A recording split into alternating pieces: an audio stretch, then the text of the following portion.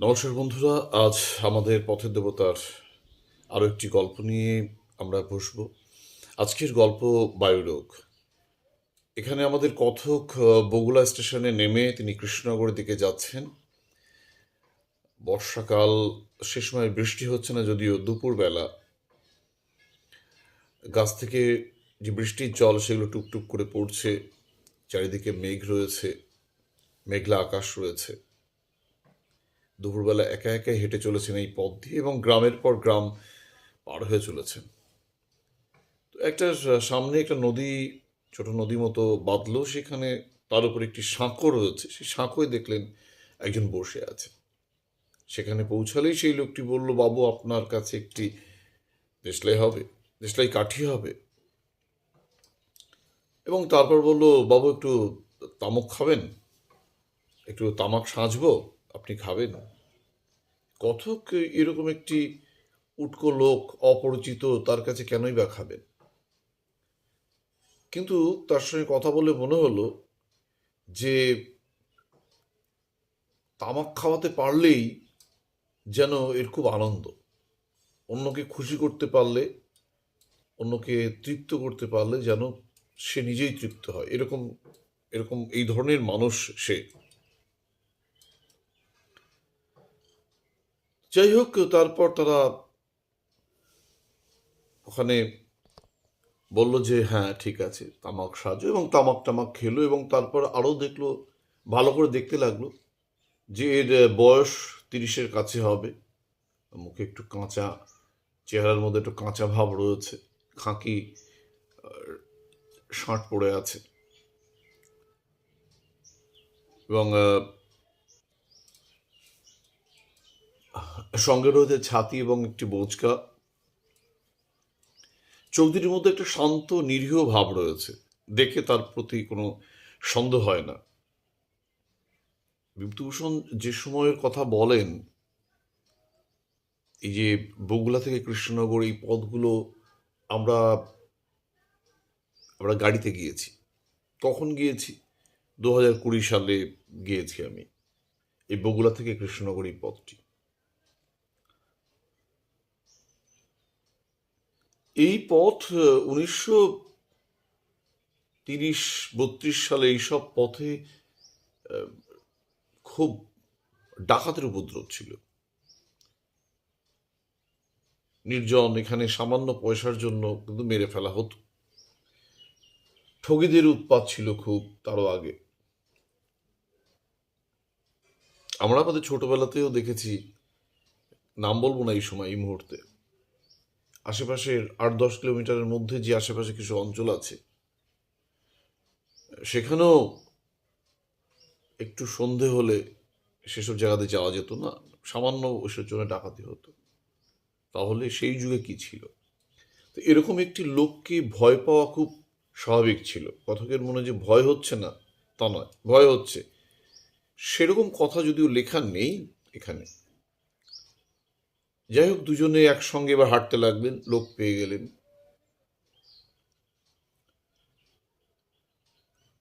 আবার গ্রামের পর গ্রাম পার হচ্ছেন এবং এরপরে কৃষ্ণনগর পৌঁছতে পারলেন না, কিন্তু তখনও প্রায় 7 মাইল 8 মাইল মতো বাকি রয়েছে।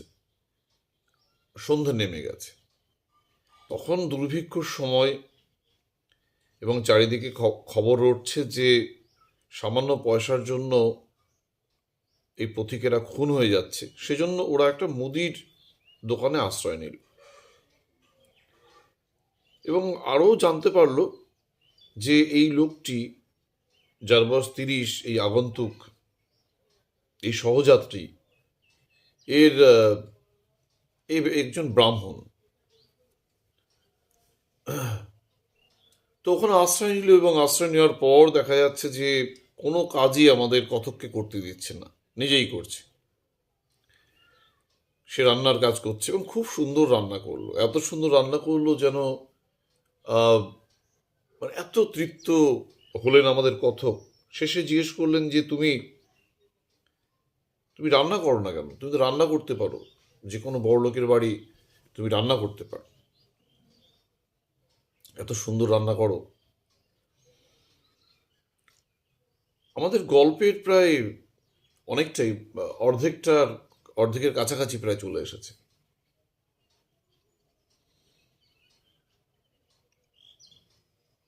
এত সময় পরে গল্পের কথক পাল্টে যাবে। এইবার কথক হয়ে যাবে দ্বিতীয় কথক। আমরা বিভূতিভূষণের গল্পে এগুলো ভীষণ দেখেছি, কথক পাল্টে যাওয়া।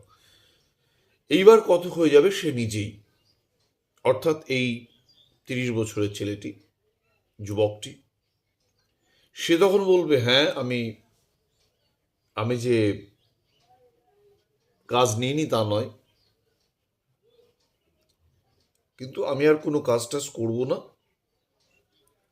আমি এভাবেই আমার জীবন কাটাবো। আমি এর আগে করেছিলাম, আমি ম্যাট্রিক পাশ করার পর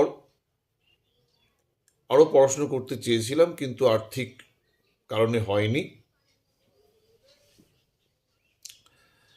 এবং তারপরে আমি সিংভূমে চলে যাই, সেখানে খনির জরিপের কাজ হচ্ছিল।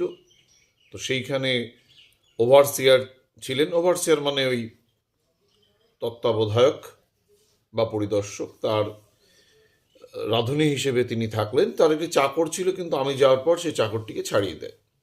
তো আমি তার রান্নার কাজ করি,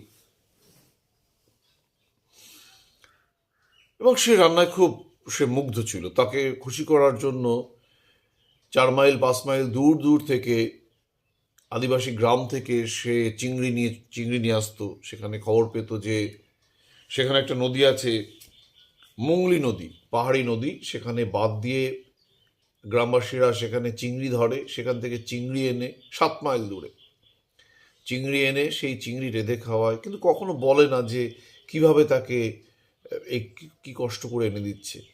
1.5 মাইল 2 মাইল দূর থেকে তরি তরকারি এনে দিচ্ছে, এত কিছু বলতো না যে কত কষ্ট করে এনে দিচ্ছে। তার শুধু একটাই বিষয় যে তার মালিককে খাওয়াতে হবে এবং তাকে খুব যত্ন করতে হবে, এতেই সে খুশি, আর কিছু তার দাবি নেই। কিন্তু 3-4 মাস পরে এই সম্পর্কটি আস্তে আস্তে খারাপ হতে শুরু করলো। হঠাৎ এই মালিক তাকে একটু বকাবকি শুরু করলো।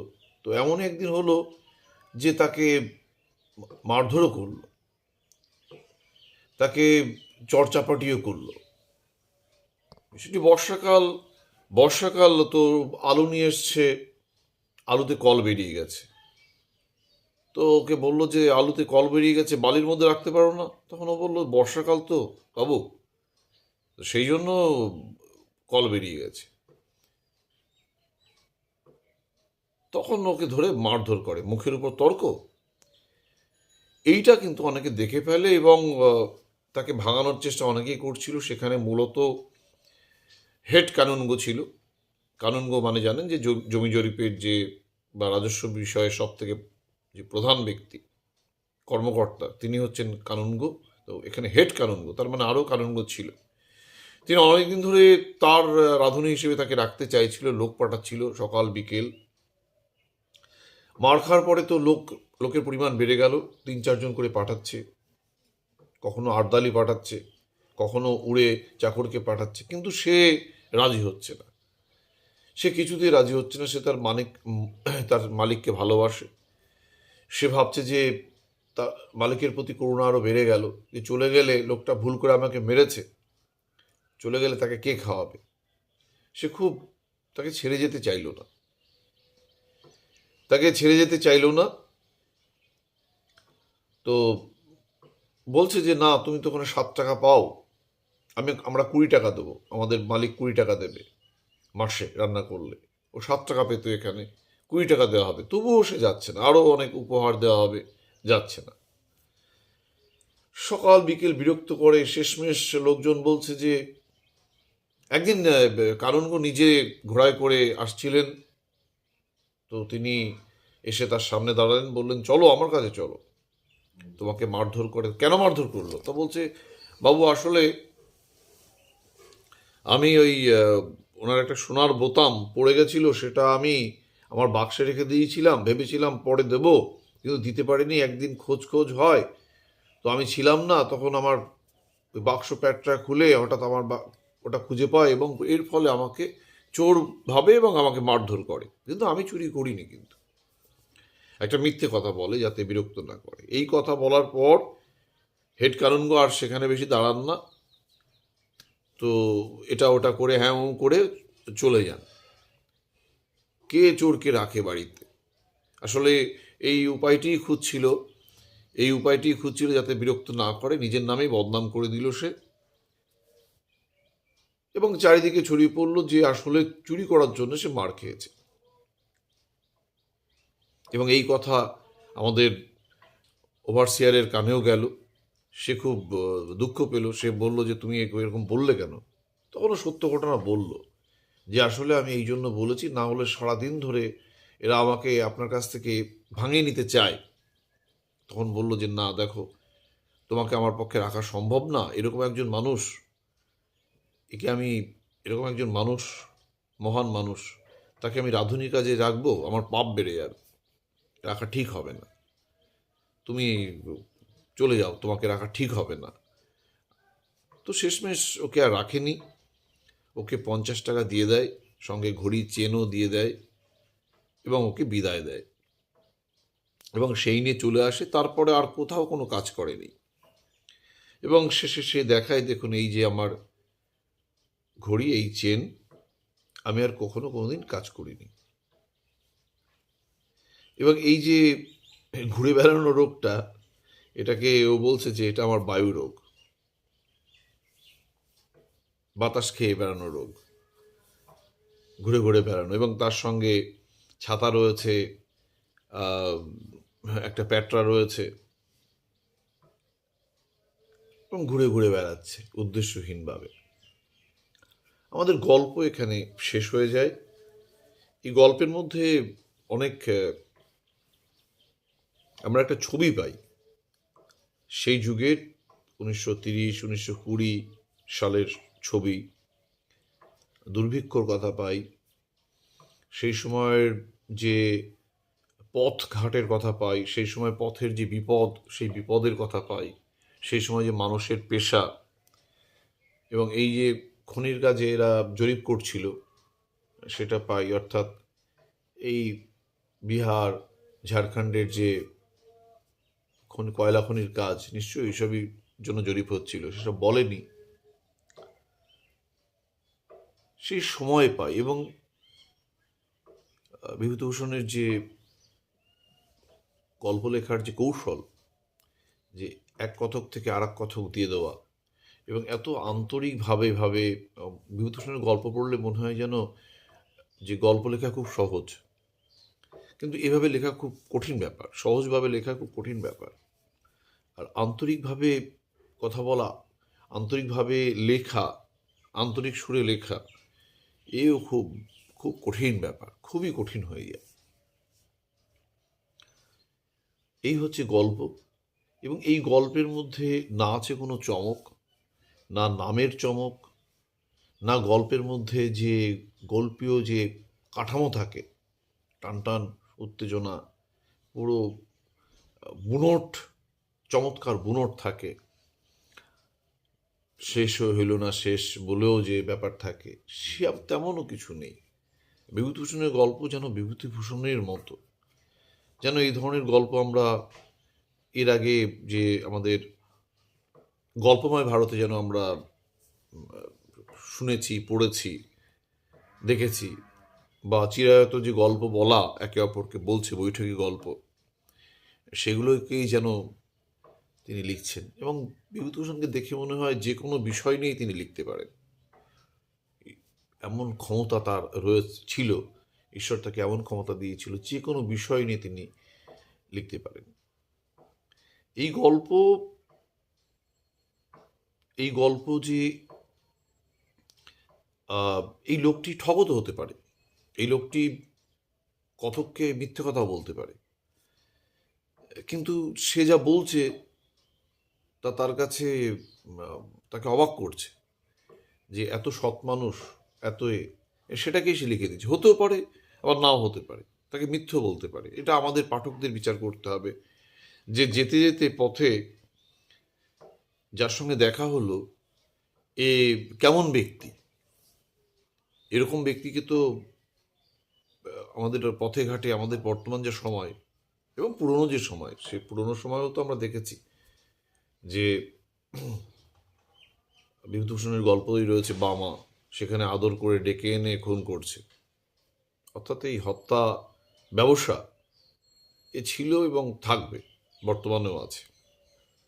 তো এরকম মানুষকে ভরসা করব কি না সেটা আমাদের উপর ছেড়ে দিয়েছেন। এরকম গল্পকে বিশ্বাস করব কি না আমাদের উপর ছেড়ে দিয়েছেন, পাঠকদের উপর ছেড়ে দিয়েছেন। তিনি শুধু বলে গেছেন, প্রথম কথকের বর্ণনায় বলে গেছেন এবং দ্বিতীয় কথক তার নিজের মতো বলেছেন। এটা একটা চমৎকার। এই গল্পটি পড়ে আজকে সকালে একবার পড়লাম। অনেক আগে এগুলো পড়া ছিল, ভুলে ভুলে যাই। আমার একটি গল্পের মনে পড়ে যাচ্ছে যে একবার যখন বসেছিলাম বনগাঁ থানার মোড়ে, ওই যে বিভূতিভূষণের যে বোন থাকতেন ডাকবাংলো, ওইখানটায়, আজ থেকে প্রায় 25 বছর আগে। সেইখানে একজন যুবক, এরকম 30-35-এর যুবক হবে, সে ওখানে এসে উপস্থিত হয়। তো আমরা ওখানে আড্ডা দিতাম, ধূমপান করতাম। তো আমি তাকে জিজ্ঞেস করলাম এখানে কেন? ও তখন কিছু ঘটনা বলল। ও বিহার থেকে কি করে কলকাতা এলো এবং কলকাতা থেকে কি করে বনগাঁ এলো, সেই ঘটনাও বর্ণনা করছিল। এবং তার কথা শুনে মনে হচ্ছিল যে মিথ্যে হতে পারে, সত্য হতে পারে। আমি তখন কখনো তাকে নিয়ে গল্প লিখিনি, কিন্তু আজ সকালে মনে হলো এইটা পড়ার পর বিভূতিভূষণের, যে এই ছেলেটিকে নিয়ে গল্প লেখা যেতে পারে। সে কিভাবে চলে এলো, সে কয়লার ইঞ্জিনের উপর উঠে কিভাবে পালিয়ে চলে এলো বিহার থেকে কলকাতা এবং কলকাতা থেকে বনগাঁ। সে তো তার কাছে যেটা বলছে সে তো তার সংগ্রামের কথা বলছে, কিন্তু আমরা যেহেতু সীমান্ত শহরে থাকি, আমরা কি ভাবি সে পাচারকারী হতে পারে, সে একজন খুনি হতে পারে, পেশাদার খুনি হতে পারে, সে পকেটমার হতে পারে, সে নানানভাবে হতে পারে। কিন্তু সে ওই যে তার সঙ্গে ওই দেখা হলো, আর কখনো জীবনে দেখা হয়নি। সে তার বক্তব্য, সে ওখানে দাঁড়িয়েছিল চা নিয়ে, তখন একটু সন্ধ্যা সন্ধ্যা। তো তাকে জিজ্ঞেস করেছিলাম, সে বলল তখন ঘটনাটা। আজও লোকটাকে মনে পড়ে। বন্ধুরা, এই গল্পটি পড়বেন। আজকে এই পর্যন্ত। ভালো থাকবেন।